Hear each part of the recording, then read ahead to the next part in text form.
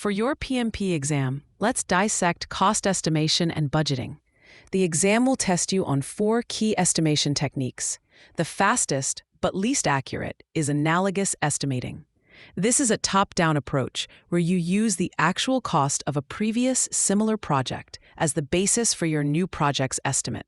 For instance, if a similar software development project last year cost $50,000, you might estimate the current one at $60,000 due to slightly increased complexity. The exam will trick you by presenting this as a viable option when very little project detail is known, typically in the early phases.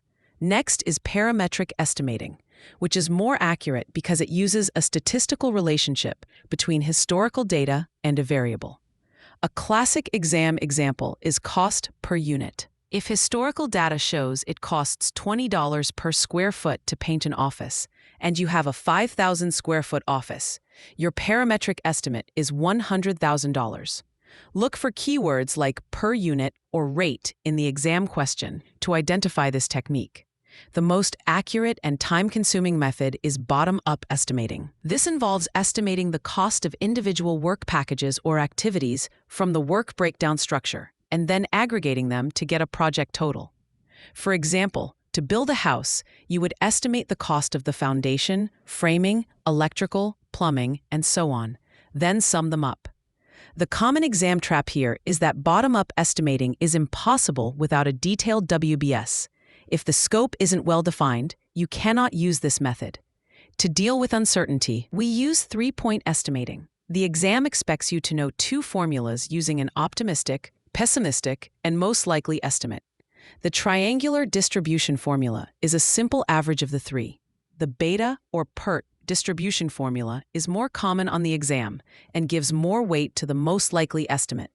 The formula is optimistic plus 4 times the most likely plus the pessimistic, all divided by 6. A question might give you the 3 estimates and ask for the expected cost, forcing you to choose and apply the correct formula. Now let's clarify the budget components, a major source of confusion. The cost baseline is the approved, time-phased budget for the project. It's the sum of all the work package estimates plus the contingency reserves. Your performance as a project manager is measured against this baseline. The total project budget is the cost baseline plus the management reserves. So the budget is always higher than the baseline. This brings us to the 2 types of reserves. Contingency reserves are for identified risks, the known unknowns. As the project manager, you control this fund. For example, you identify a risk that a key supplier might be late, so you add a contingency reserve to cover potential expediting fees. This reserve is inside the cost baseline. Management reserves, on the other hand, are for unidentified risks, the unknown unknowns. These are for unforeseen events outside the project's scope, like a major economic shift or a new government regulation. Management controls this reserve, not the project manager, and it sits outside the cost baseline, but within the overall project budget. Here's a simple way to remember the difference.